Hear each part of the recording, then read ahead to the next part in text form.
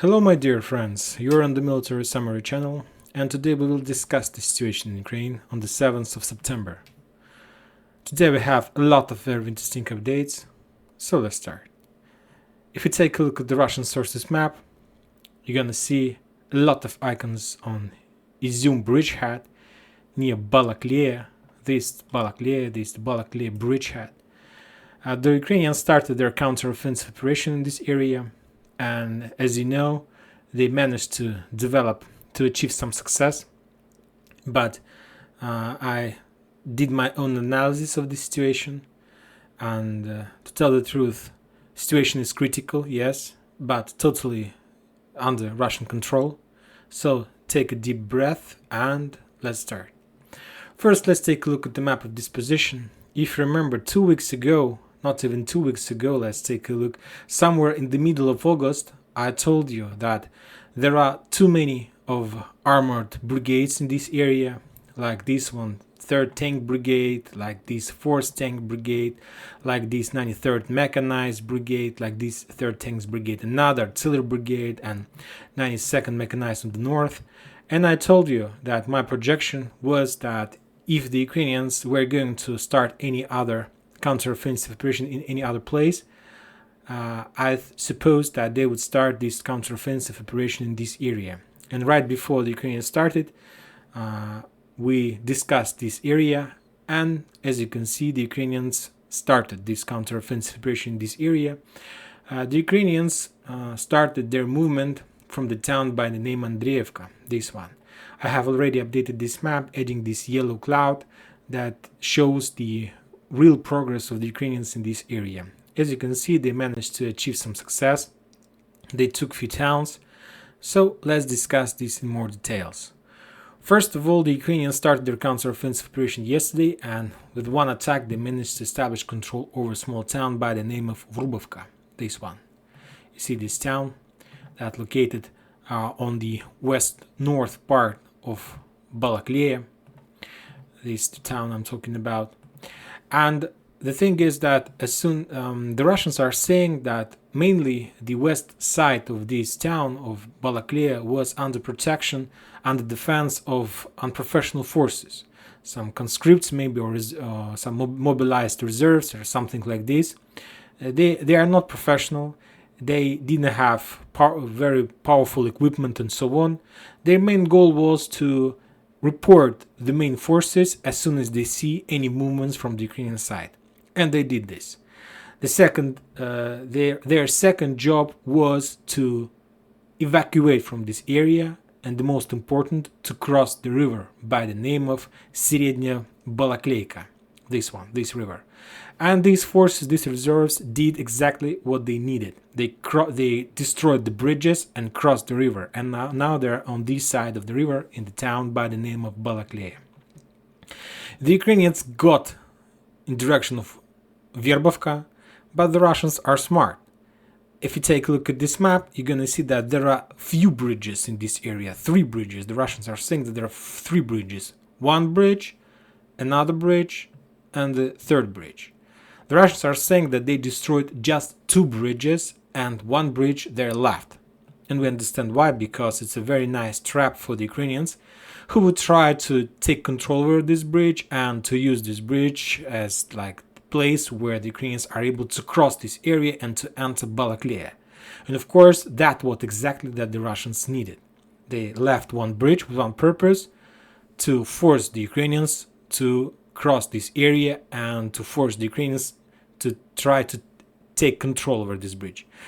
But the Ukrainians are not so stupid, of course. They understood everything. So that's why the Ukrainians turned around and started their movement in north direction. They started their movement in direction of town by the name of Shevchenkova, this area. So they turned to the left in this area, to the north, and started their movement.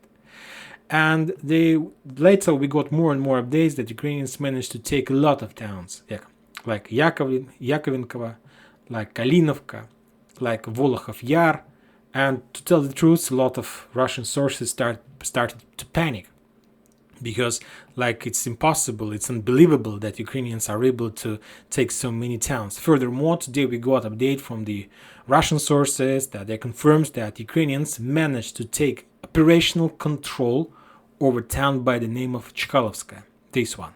If you take a look at the Russian sources map, you're going to see that the Russians has been updated their map. What does it mean, operational control? It doesn't mean that this town is under Ukrainians, that Ukrainians entered this town. That means that this town is under total fire control. That means that this town is under blockade. It's like a small cauldron without any encirclement, without any attack, sorry. So if you take a look at this map shows the real picture. You see that, yes, all the roads that leads to this town are cut by the Ukrainians, and this town is under operational control. So they control the entrance, the exit of this town, and so on. Now let's discuss another topic. So as you can see, according to the Russian sources map, the Ukrainians didn't enter Balakliia, and they start their movement in north direction, in direction of town by the name of Shevchenkova, this one. Let's return to the Western sources map, this one. As you can see, according to this map, they managed to take Yakovenkovo and Volokhov Yar, these towns.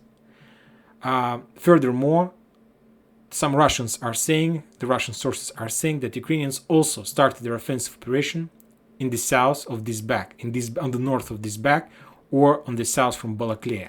Let's update this map. So the Ukrainians started their offensive operation in direction of Savintsy, and as you can see, today we got reports that Ukrainians got control over Bayrak, this town, and Novogusarovka. But there is one important update. Today we got a lot of confirmation video from this area, but the thing is that the Ukrainians were showing us the video of empty trenches without bodies. So the forces in Bayrak and Novogusarovka did the same thing as the Russian forces in Verbovka. Their main goal was to detect the Ukrainians' offensive operation and to leave this position in direction of Balakliia, and they did this. Of course, they were forced to leave some equipment, but the Ukrainians are showing the videos and the improvements that the Russians, while retreating, destroyed or damaged the equipment, so the Ukrainians are no longer able to use it. So the Russians crossed the river from this side of the Seversky Donetsk River and entered Balakliia. And now we can say that the Russians have their positions like this. So they're trying to keep their fortification in this area and their defense position. Also, the Ukrainians are trying to attack Zelimanen to cross the river, but we can say that the Russians also have their position here, and there still stands, and the Ukrainians couldn't cross the river. If we're talking about the global scope of this operation, we understand that the main goal of Ukrainians is to take control over this over this logistics center, because these roads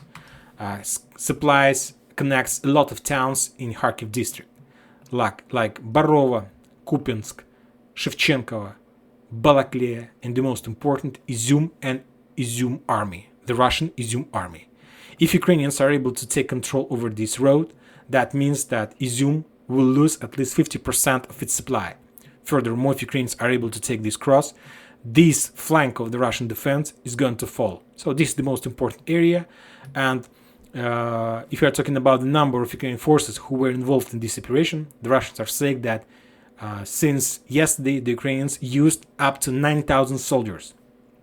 If we are talking about the Kherson counteroffensive operation, the Russians are saying that during all days the Ukrainians used just 15,000 soldiers. And as we know, the South counteroffensive operation took around a week.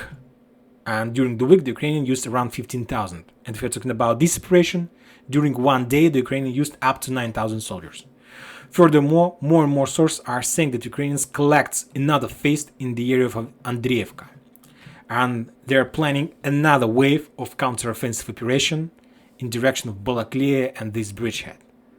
Furthermore, as we discussed like a few minutes ago, the Ukrainians got Chkalovska under operational control, so that means that soon we need to wait another attack from the north in direction of Shevchenko as well. So like trying to cut and circle and to create cauldron in Chkalovska and to attack Shevchenkova from the west as well. So as you can see, Shevchenkova is the focal point. This is the most powerful fortification, and of course one day passed since the Ukrainians started their counteroffensive operation. And as you can see, they still haven't reached this town. So of course we understand that the Russians managed to bring a lot of reinforcement in this area, and now there are reserves, Russian reserves, who is waiting for the Ukrainians. And if we're talking about the Ukrainians, and if we're talking about the map of this position, we understand that it's going to be a tank rush, a tank attack in this direction. The Ukrainians can attack this area just using tanks, with one purpose: to crack this area. Now let's take a look at this area one more time. As you can see, Shevchenko is located between two rivers. And you are able to attack this town from the west between two rivers, but believe me, it's impossible for many reasons. And one of them is that this area is located on the Russian side, so that means that the Russians are able to use their aircraft and use their 500 bombs, and with help of them, of course, the Ukrainians will be damaged heavily.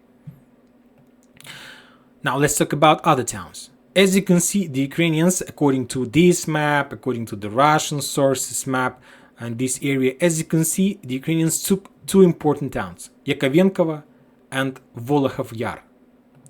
These towns, Yakovenkovo and Volokhov Yar. So the question is, why the Ukrainians doesn't develop their position, their bridgehead in this area? I'll tell you. If you take a look at this river, this river, there are not many places where you can cross this river.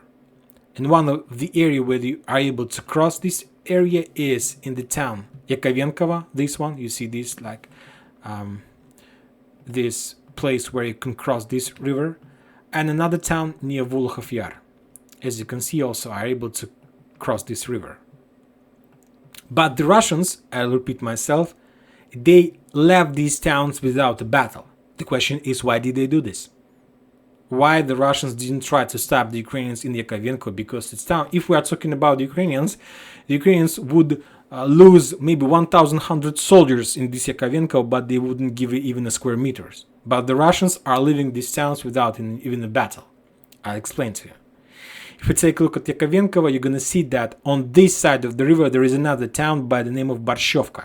And of course, the Russians have their fortification there. And if we calculate the distance between this town Borshovka and this bridge, there is just 3 kilometers. And there is just one very short way, very tight way, where the Ukrainians are able to cross the river. And believe me, this is the artillery back.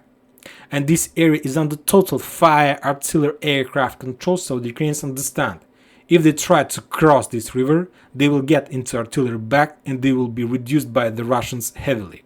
They will reduce till zero in this area. So that's why they're not even trying to cross this river. They're moving to the north in direction of Volokhov Yar. If we're talking about this situation, about this town, there is a small town, Brigadirovka, this one. And the Russians have their fortification here as well. And there is the same picture, like river, one bridge, and the Ukrainians, if they cross this bridge, they will get into artillery back and they will be reduced and they will be met by the Russians. And there's just one way. So you need to focus, you need to collect a lot of forces on the one bridge at the same area to cross this area. Furthermore, I suppose that all these bridges may be even under fire control, and they will be destroyed immediately as soon as the Ukrainians cross this river with a certain amount of number of tanks. So that's why the Ukrainians are not developing their offensive operation in this area as well, because this area is also under fire control. Like 5 kilometers, you need to collect a lot of forces at the same place, so it's not like the solution. If we're talking about Kherson, there is like some things related to this situation. If we're talking about Kherson, the Ukrainians spent something like months to build 3 pontoon bridges and to start counteroffensive operation. Furthermore, the Ukrainians were building their bridges on the territory under their control. Let's take a look at the Kherson area. You're going to see that, if you remember, we saw this picture like Velikartakova, like Balakliia, all these towns were on the Ukrainians, and the Russians control Andreevka, Azov. So the Ukrainians had possibility staying on this position to build 3 pontoon bridges under fire, under artillery, and spend a lot of time. And if we are talking about Kherson district, this area, the Ukrainians don't have possibilities to build pontoon bridges all along the river. So they can use just these bridges, or they need more time, like week, few days, to build pontoon bridge to be always under Russian attack. But for these purposes, they need to stop their offensive operation, and they don't have possibility to stop their offensive operation. They need to move further. So as you can see, Balakliia, they can't cross, they can't crack, they can't establish control over this town. The Ukrainians are not crossing the river in Yakovenko because they understand that they will meet a very heavy fire from the Russians. The same situation in Volkhov Yar. If they cross the river, they will meet a very heavy fire from this town. Let's take a look at one more time at this town. You see that there is places where the Russians are able to establish their position. Furthermore, there is some like forest, some area, so it's not very good idea to cross this river in this area. But the Ukrainians are able to do this, of course. They don't count their losses, they can do this, and they can try to push and to crack this area just with like a rush, and they can do this, of course. I'm not saying that there is nothing impossible, of course. With heavy losses, they can do everything. But if we're talking about this configuration, we understand that the only one way how the Ukrainians are able to attack using tanks and armored vehicles is in direction of Shevchenkova, between these two rivers. Believe me, it's impossible. I don't know the number of armored vehicles, tanks, infantry, HIMARS rockets the Ukrainians need to pass this area. If we try to calculate the difference between these two rivers, it's just 10 kilometers. Just 10 kilometers. And there is like waters, like lakes in this area. I'm not sure. Believe me, I'm not sure. Furthermore, this Shevchenko is located very deep in Russian defense, so they do able to use their artillery aircrafts and so on. So my projection that this is another suicide operation from the Ukrainian side. As you can see, all these all these towns is very nice fortifications. The Russians managed to bring reserves, and the Ukrainians still couldn't cross this river, this middle or Srednya Balakliia. This one they couldn't cross. Yes, they attacking. Tomorrow, this night, they are going to move more forces. The Russian military experts are saying that this night is going to be the final night, the result night. The night that will determine the further developing in this area, but I'm not sure that Ukrainians are able to develop their success in this area. Maybe they will try to keep this area, they will stop, and they are not going to retreat. So like the progress, tomorrow is the 8th of September, tomorrow is the meeting about among the Ukrainian sponsors who are going to give them more weapon. Maybe this picture is enough for them to show like the progress. We managed to take a lot of towns. We are very nice. It's counteroffensive, but I suppose that maybe they will stop. Furthermore, if we're talking about Kharkiv, we see the same picture as we saw in Kherson. Big lines of cars that are heading from this front line in direction of hospitals, a lot of wounded, a lot of killed. This is another massacre operation. But anyway, the Ukrainians are not planning to stop, as I see. Furthermore, some sources are saying that Ukrainians activated on the Zoom bridgehead with on purpose, of course, to pin down the Russians in this area and not to allow them to move some reserves from Izum in direction of this cross of Vysyola Kunya. Furthermore, today we got a lot of very interesting updates that the Ukrainians managed to cross the river and establish control over Stary Karavan and Brusovka. So also there is a very high risk that soon we can see another counter-offensive operation in direction of Liman or Dibrova on this side of the Seversky Donetsk River. Maybe it's also some kind of fake operation, like fake flag, trying to stretch the Russian forces, Russian artillery, and to pin down the Russian reserves. That would be very useful from Liman, and if Russians are able to send this reserve in direction of Izum. But also about the situation on this bridgehead. If we're talking about Kherson, and if the situation is critical there, the Russians need to bring reinforcement, and they will do this, of course. But if we try to understand where the Russians are able to take these reinforcements, they will have to take them from Crimea. But I'm not sure that there are a lot of reserves there, or from Zaporozhye, Donetsk. So they need to bring reserve from the territory that is already involved in the war. But if we're talking about this area, as you can see, the Russian border is not very far. It's not a very big problem for the Russians to send their even conscripts if it's necessary. So a lot of questions about this operation and no answers. Now let's talk about other front lines. The Russians are storming Solidar. They managed to take a few blocks in this area. Furthermore, the Russians still continue to storm Zaitsev of the south in the direction of Kurdyumovka. No updates in this area as well. If we're talking about this area, the Russians are storming and clearing the area on the east side from Oputna in this area. If we're talking about the report of Ministry of Defense of Russian Federation, they gave us a few numbers, but the only important thing they noted that the Ukrainians stopped their offensive operation in Kherson because of failure, as the Russians are saying. And if we're talking about other brigades, yes, there are still a lot of numbers. Like Kraken was destroyed in Kharkiv, 30 soldiers losses and 10 armored vehicles, and 113 defense brigade near Priship, Yavorska, Andreevka. 120 soldiers were killed. And if we're talking about the map, the disposition of this strike, and we are talking about this small town Andreevka, and the Russians are saying that they attacked 113th Brigade in this area right on the edge of the Ukrainian counteroffensive operation. So this area is under Russian control, fire control. If we are talking about Kherson district, the important note from this area is that 57th motorized brigade from Balakliia refused to continue follow the Ukrainian orders, and they left their position from this area. So maybe because of like the main forces left their position, maybe in a day or two we're going to see that the Russians are going to take this bridgehead back and to push the Ukrainians on that side of Ingulets River. And everything can happen. Everything can happen.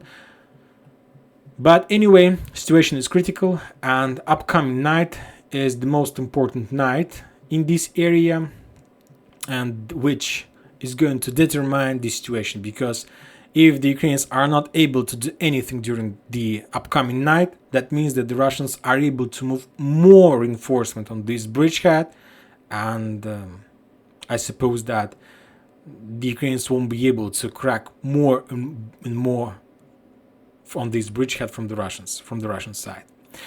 And that's it for today. Military Summary Channel reminds you that we condemn any violence in Ukraine. Thank you for watching. Subscribe to my channel, put your likes, join my Patreon, and have a good day. Thank you. Bye bye.